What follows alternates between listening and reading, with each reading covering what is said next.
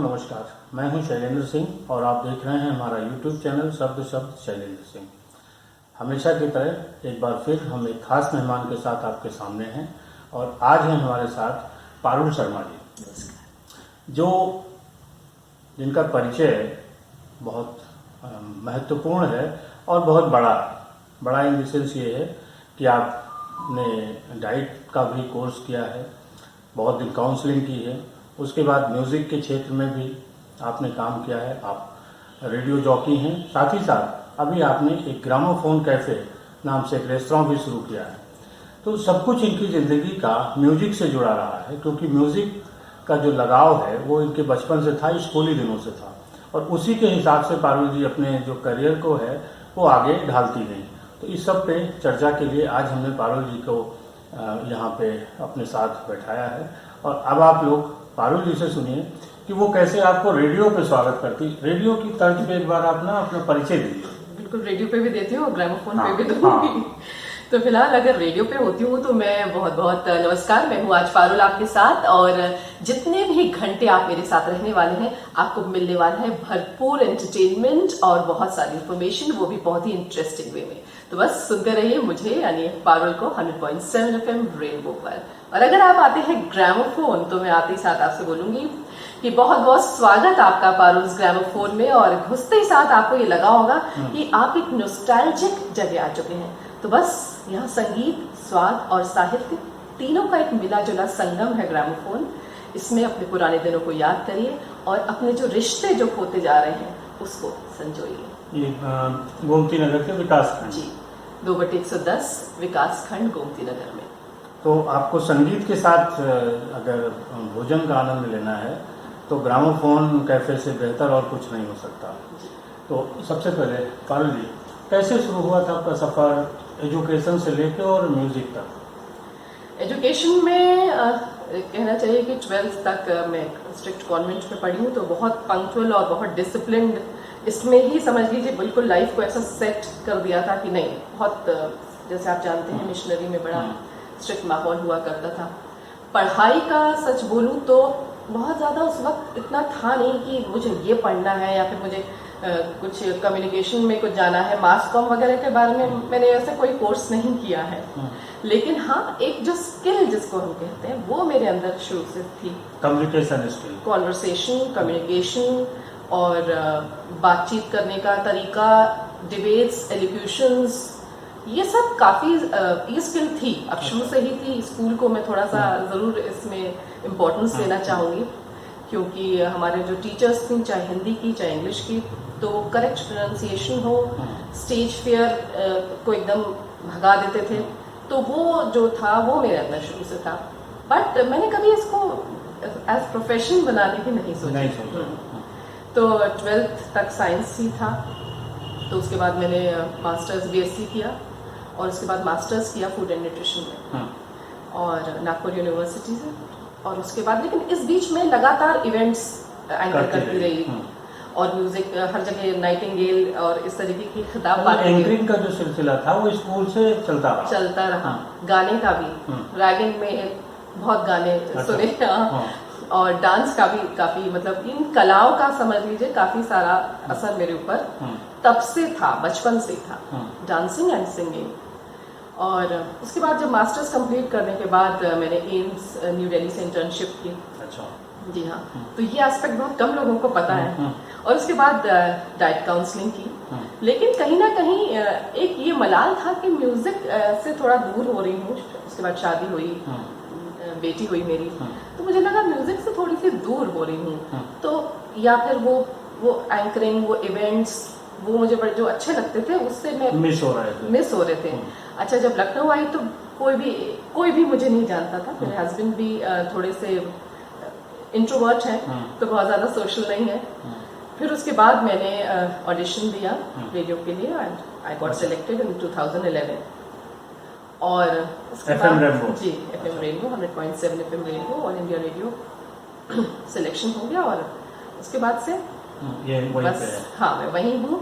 और उसके बाद इवेंट्स, मेटाफर लिट फेस्ट से जुड़ी हुई हूँ, लखनऊ एक्सप्रेशन सोसाइटी से जुड़ी हुई हूँ, जहाँ अगेन वही चीज़ है, साहित्य है और संगीत है, सभी कुछ है।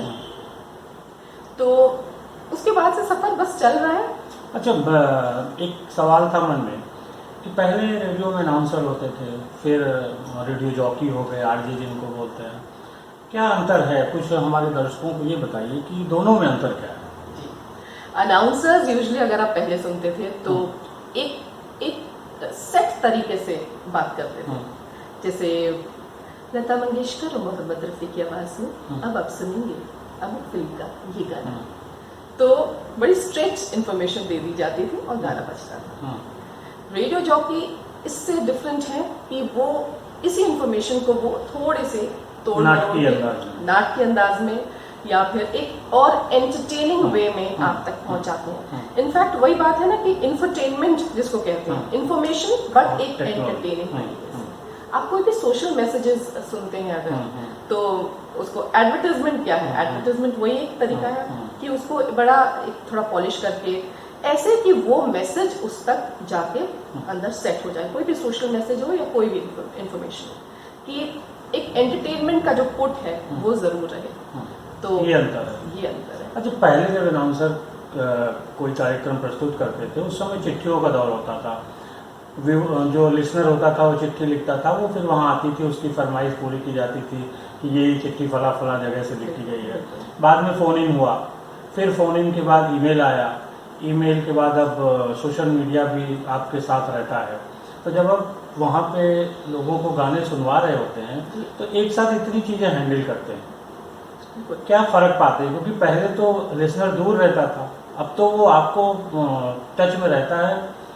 मल्टीटास्किंग शैलेंद्र जी अगर नहीं करी तो फिर आप कहीं नहीं है, वो भी आज के युग में। तो साथ साथ बोलना, फोन अगर आया है तो फोन पे कई बार क्या होता है, वो पहले बोलेंगे हमको ये गाना सुनना है, उसके बाद वो अचानक गाना ऑन है, जब मैं लगा रही हूँ गाना मैंने सेट कर दिया तो उन्होंने बोला नहीं ये सुनना है, तो मैं शांत होके नहीं टाइप कर सकती और फिर गाना निकाल सकती। मुझे उनसे बात करते हुए, रेडियो पे भी बात करते हुए गाना चुपचाप से निकाल भी लेना है। तो ये तीन चीजें मैंने एक साथ की, दूसरे को पता भी नहीं चला कि ये गाना एक्चुअली यही निकाल रही है या फिर, तो मल्टीटास्किंग तो बहुत जरूरी है करना। तो अगर वो नहीं करी तो मुझे लगता है यू आर नोवेयर। मतलब अगर हम ये से समझे कि अनाउंसर से ज्यादा चुनौतियां आरजे के सामने बिल्कुल है। अरे कई बार बहुत सारे आरजे की आवाज़ चाहे लेडीज हो जेंट्स लोगों को पसंद आती है, उनके प्रति एक फीलिंग हो जाती है। ऑन एयर कोई ऐसी फीलिंग आई हो जिसे आपको संभालने में बहुत दिक्कत हुई हो? बहुत ऑन एयर भी आती हैं और ऑब्वियसली तारीफ करते हैं, और कई बार अगर आपका गाना नहीं बजाया तो शायद वो कुछ खराब भी बोल सकते हैं। तो ये आपकी स्किल के ऊपर है कैसे संभालते हैं, कि आप इसको कैसे संभालते हैं। अच्छा, जैसे जब आप गाना सेलेक्ट कर रहे होते हैं तो किस तरह से करते हैं? क्योंकि आपके पास डिमांड तो बहुत सारी आती है, टाइम आपके पास सीमित होता है, तो उस सीमित टाइम में बहुत सारे लोगों के गाने सुनवाने हैं, आपको कैसे मैनेज करती हैं? यूजुअली फोन इन प्रोग्राम्स या फिर रिक्वेस्ट सॉन्ग्स का एक लिमिटेड प्रोग्राम होता है, फॉर एग्जांपल 1 घंटे का। तो हम ये देखते हैं कि मैक्सिमम लोगों ने अगर कोई वो सिलेक्ट किया है और अच्छा खुशी का टाइम है, around 11-12 ladies for example kitchen में है, ये हमको विजुअलाइज इमेजिन करना पड़ता है कि फॉर एग्जांपल अभी होली का टाइम आ रहा है, इस टाइम गुजिया बन रही है ना, चटाई बिछा के, और पूरा एक अलग ही माहौल होता है गुजिया बनने का। तो उस टाइम हैप्पी सॉन्ग्स बजाइए सो दैट उनका काम करने में मन लगे। ऑफिस से लौट के आ रहे हैं, 6 बजे वाला वो जो टाइम है 6 to 7, बहुत ज्यादा धाड़ वाला अपने प्रेशर वाले गाने दिए रॉक वाले, तो शायद जो उस वक्त ड्राइव कर रहा है उसको सुकून नहीं मिलेगा। तो ये हमको वहां बैठे हुए उनका जो मानसिकता है उसको पढ़नी होती है। मतलब एक मनोवैज्ञानिक तरीके से भी आप गाने सुनवाते हैं? बिल्कुल बिल्कुल। ये आज मुझे पहली बार सुबह, स्पेशली सुबह का फर्स्ट सॉन्ग जो हम बजाते हैं वो हम रुक जाना नहीं, जैसे जो मेरी ग्रामोफोन की टैगलाइन भी है, वो उस तरीके के सॉन्ग्स, या फिर नेचर को लेके निंदिया से जागी बहार, उस टाइम हम जाने वो कैसे लोग थे जिनके प्यार वो नहीं सुनवा सकते। वो शायद 10 बजे के बाद जब इंसान सोने जाता है, कितने ऐसे मैसेजेस आते हैं जब लोग बोलते हैं कि मतलब रजनीगंधा स्पेशली सुन के रात वाले जो प्रोग्राम्स हैं, कि इनको करते करते आज मेरा तकिया गीला हो गया, या फिर मैं कब नींद में चली गई मुझे पता भी नहीं चला। तो वो जो टाइम है 10 to 12, उस टाइम आप धूम धड़ाके वाले सॉन्ग्स नहीं बजा सकते। अच्छा, बीच में कुछ दिन रेडियो की दुनिया जो थी वो थोड़ी धीमी पड़ गई थी, लोगों में उसके प्रति एक मोह कम था, लेकिन धीरे धीरे फिर एक ट्रेंड में है रेडियो। क्या देख रहे हैं आप आगे रेडियो का भविष्य? कभी भी रेडियो समझ लीजिए ना एक ऐसी चीज है कि आपको टीवी के सामने बैठना पड़ रहा है, स्क्रीन के सामने बैठना पड़ रहा है। रेडियो अब तक चल रहा है और आपको सुनना है, आपको सिर्फ सुनना है और घंटों निकल जाते हैं। और बेस्ट पार्ट रेडियो का क्या है, जैसे लोग बोलते हैं कि अब तो काफी सारे चैनल्स हैं उस पर आप गाना सुन सकते हो, लेकिन एक सरप्राइज एलिमेंट जो आपको मिलता है आपका आप जैसे बहुत लोग ऐसे बताते हैं मुझे कि कहीं जा रहे हैं, घर आ गया है, लेकिन वो रेडियो पे गाना आ रहा है तो रुके हुए हैं, गाड़ी से उतर ही नहीं रहे हैं। या आपका फेवरेट सॉन्ग, आप कहीं जा रहे हैं, एकदम आपका फेवरेट सॉन्ग कहीं आ गया और ये एक सरप्राइज एलिमेंट है, तो आपको लगता है यू फील सो इम्पोर्टेंट कि यार मेरा फेवरेट सॉन्ग आ रहा है। और संगीत को इसीलिए शायद हेल्थ के सुधार में भी माना जाता है कि उसका महत्वपूर्ण योगदान है, बहुत जरूरी है। अगर आपके बारे में और कुछ जानना चाहते होंगे जो आपके लिसनर्स हैं, कुछ अपनी हॉबीज और उसके बारे में बताइए। लिसनर्स जो भी जानना चाहते हैं, मुझे लगता है काफी कुछ जानते हैं। जब हम बोलते हैं, आप शैलेंद्र जी कोई कुछ भी पहना हो आप जज नहीं कर सकते। जैसे उस इंसान का मुंह खुला वैसे ही पता चल जाता है, आपको पता चल जाएगा किस बैकग्राउंड से है, उसके इंटरेस्ट क्या है और किस तरीके का संगीत उसको पसंद है। जैसे स्पेशली जो मैं प्ले कर रही हूँ तो पता तो चलता ही है।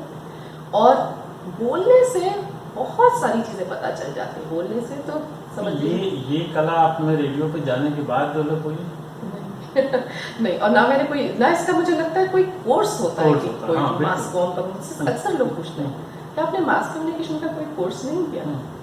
तो जैसे वही बात है कि एक MBA, फ्रेश MBA और एक मतलब अनुभव वाला दुकानदार तो वो ज्यादा जानेगा स्किल जिसके पास है। तो ये तो थी रेडियो की दुनिया। अब ग्रामोफोन कैफे के बारे में बताइए कि कैसे शुरू किया और इसका क्या कॉन्सेप्ट है? ग्रामोफोन का जी ग्रामोफोन के बारे में आपको बताती हूँ कि 2017 में इस कॉन्सेप्ट की शुरुआत हुई, जब जनवरी में मैं संगीत सीखने निकली। After the age of 43-44 I thought कि मुझे अब म्यूजिक सीखना है, क्लासिकल। अच्छा। तो मैं निकली तो बहुत ज़्यादा कोई इंटरेस्टेड नहीं था मुझे सिखाने में। हमेशा मेरी बेटी साथ में जाती थी तो बेटी सीख ले, इसको सिखाइए, आपको क्यों सीखना है ना। कि अब क्योंकि ऑब्वियसली आफ्टर 40 बहुत सारे जो रियलिटी शोज हैं वो आपको नहीं देते। हाँ, तो थोड़ा सा लोगों को अटपटा लगता था कि आपको अब क्यों सीखना है, और अगर सीखना है तो एक आध गाना सीख, आपको क्लासिकल क्यों सीखना है। खैर किसी तरह मुझे एक मेरे गुरुजी मिले, सरदार दविंदर सिंह जी, और वो क्योंकि काफी पुराने गाने के शौकीन हैं, बहुत ही अच्छा गाते हैं, उसमें तो कोई शक ही नहीं है। तो उन्होंने मुझे अपने क्लास में एनरोल किया। खैर हम एनरोल हुए, रहे ना रहे हम, मैंने गाना उनको सुनाया था। अच्छा। रिमेंबर। हाँ, लेकिन साथ में क्या होता था, जो बैचमेट्स होती थी वो बड़ी यंग 20 उनका मैच नहीं हो रहा। हाँ, अब उनको पसंद है अरिजीत सिंह और वो और जुबिन नौटियाल, और मुझे पसंद हेमंत कुमार साहब और मन्ना डे साहब, लता जी। तो वो एक और फिर एक वो हिच कि ये तो जल्दी सीख लेंगे, मैं नहीं सीख पा रही हूँ। तो इस तरीके से अनगिनत बैचेस टूटे, बहुत बैचेस टूटे। तो बड़ा तरस आया मुझे अपने ऊपर। मैंने सोचा कि क्यों ना एक ऐसी जगह बनाई जाए जहाँ एक ही एज ग्रुप के लोग सीख सकते हैं, कोई भी कला। क्योंकि ये बात सही है, age is just a number, लेकिन उसके बावजूद भी कई बार जब आप कुछ सीखने जाते हैं और आपके आपसे जो छोटे हैं वो सीख पा रहे हैं और आप नहीं सीख पा रहे हैं, तो एक हिच रहती है, एक वो गिव अप करने वाली वो कि अब क्या करना। सो आई थॉट अबाउट ग्रामोफोन। अच्छा, ये तो म्यूजिक का पार्ट हुआ। उसके बाद मेरी मम्मी नहीं रही तभी मार्च में 2017 मैंने म्यूजिक ज्वाइन किया और मार्च में मम्मी नहीं रही। तो मैंने पापा हमारे साथ रहे, हम तीनों सिस्टर्स ही हैं, तो पापा हमारे साथ रहे। पापा बड़े एक्सट्रोवर्ट, बाहर जाने का बहुत शौक, लेकिन जब जाए तो वही स्टेयर्स, कभी व्हीलचेयर की प्रॉब्लम की नहीं आ पा रहे, या फिर जब माहौल जो होता था वो अलग ही, कहीं हुक्का चल रहा है, कहीं लाउड म्यूजिक चल रहा है। खाने की बात करें तो वही टिपिकल खाना जो फ्रोजन होता था, यूजुअली फ्रोजन पराठे या फिर कुछ भी फ्रेश ऐसा नहीं, यूजुअली जब घर आते थे उनका कभी पेट खराब या फिर हेल्थ पॉइंट ऑफ व्यू से वो अच्छा नहीं था। Then I thought about food. गाना खाना दो तो मेरे बहुत फेवरेट है तो इसीलिए आपने दोनों को मिस कर दिया। बिल्कुल बिल्कुल। तो फिर मैंने सोचा क्यों ना एक ऐसी जगह बनाई जाए जहाँ साफ सुथरा खाना मिले, एंटरटेनमेंट भी हो, साफ सुथरे विंटेज सॉन्ग्स हो और खाना ऐसा हो जो फ्रोजन ना हो। हाँ, और किसी ताजा पका हुआ हो, भले उसके लिए आपको आधा घंटा वेट करना हो, लेकिन कम से कम आपको ये तो पता है उस बहाने आप गाने का आनंद भी ले सकते हैं। बिल्कुल, साथ में गाना और खाना। हाँ, खाना। तो साहित्य में भी रुचि थी, इस वजह से मैंने संगीत, साहित्य और स्वाद। कुछ कविताएं भी आप लिखती हैं? कविताएं तो एज सच नहीं, रेडियो के लिए, लेकिन हाँ काफी स्क्रिप्ट्स लिखी है, काफी सारी लिखी है। कई बार प्याज को लेके लिखी थी कि किस तरीके से, मतलब प्याज के दामों से आज मुझे मतलब होता है, जब मैं कॉलेज टाइम में थी तब मुझे प्याज के दामों से कोई मतलब ही नहीं होता था।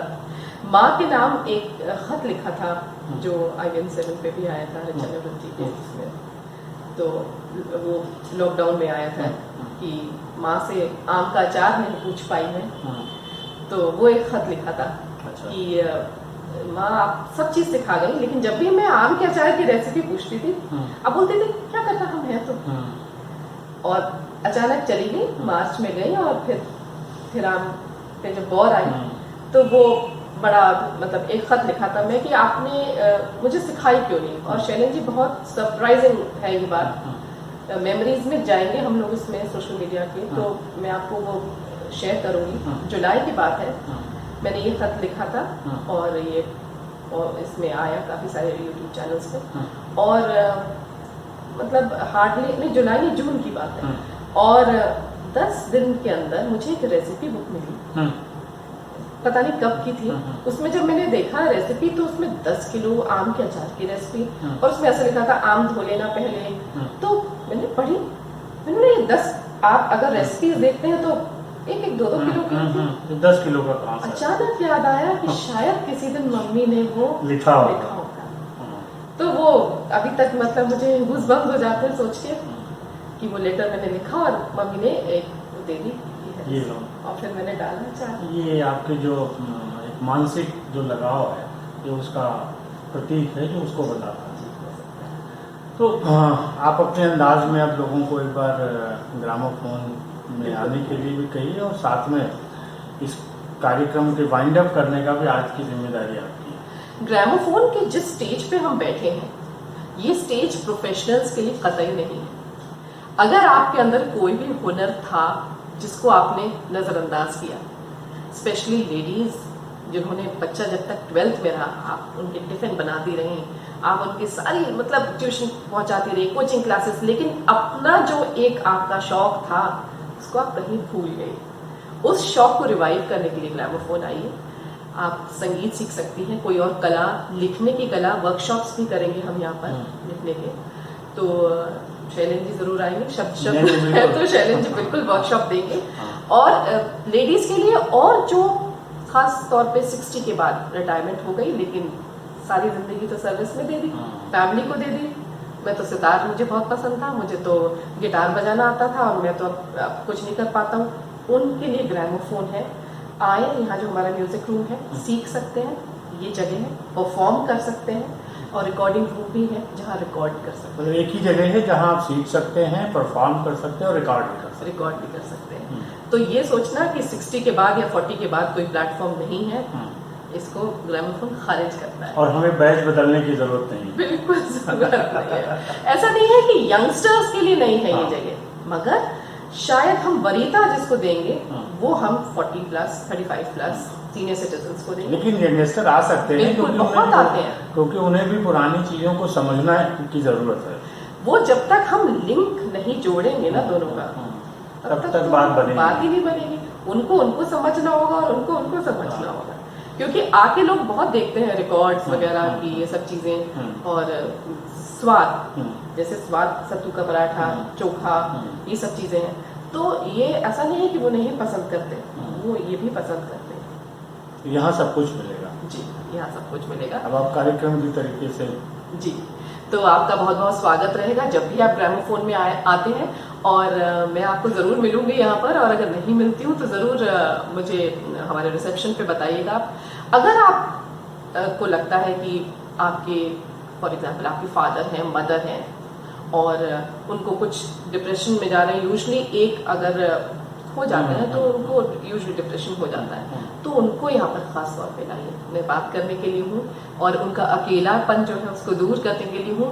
साहित्य है यहाँ पर, रॉकिंग चेयर्स है, आए, किताब पढ़ें, एक कप चाय लें और म्यूजिक को सुने। पुराना आपको क्लासिकल म्यूजिक जो है, क्लासिक म्यूजिक, वो सब आपको सुनने को मिलेगा, तो वो सब सुने और बस ग्रामोफोन को अपने मन में अच्छे से संजो लें, क्योंकि रिश्ते जो हमारे खोते जा रहे हैं, मुझे लगता है जो हमारी संस्कृति खोती जा रही है, रिश्ते खोते जा रहे हैं, तो उसको संजोने की जगह ग्रामोफोन। बहुत शुक्रिया शुक्रिया आपका भी और सभी साथियों आपका। आइए ग्रामोफोन।